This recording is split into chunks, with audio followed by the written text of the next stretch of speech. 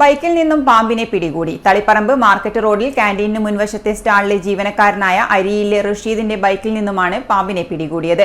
Pulsar ബൈക്കിന്റെ ഹെഡ്ലൈറ്റിനുള്ളിൽ കയറിയ പെരുമ്പാമ്പിൻകുട്ടിയെ ഫോറസ്റ്റിന്റെയും മാർക്കിന്റെയും റെസ്ക്യൂറായ അനിൽ തൃച്ചംബരമാണ് പിടികൂടിയത്.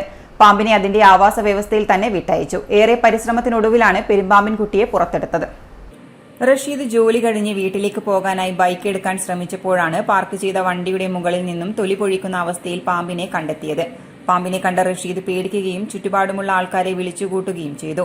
റഷീദിനെ കണ്ട് പേടിച്ച പാമ്പ് വണ്ടിയുടെ ഹെഡ്ലൈറ്റിൽ കയറിക്കൂടി. പൊതുവെ പാമ്പുകൾ ഓരോ 45 ദിവസം കൂടുമ്പോഴുമാണ് അതിന്റെ തൊലി പൊഴിക്കൽ നടത്താറ്.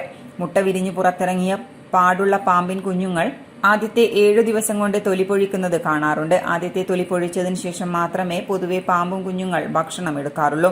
റോഡരികിലും വീട്ടുപരിസരത്തുമായി പാർക്ക് ചെയ്ത വാഹനങ്ങളിൽ ഇപ്പോൾ ഇത്തരത്തിൽ പാമ്പുകളെ കണ്ടെത്തുന്നത് പതിവായിട്ടുണ്ട്. അതുകൊണ്ട് തന്നെ യാത്രക്കാർ ശ്രദ്ധിക്കണമെന്നും പോലീസ് അറിയിക്കുന്നുണ്ട്.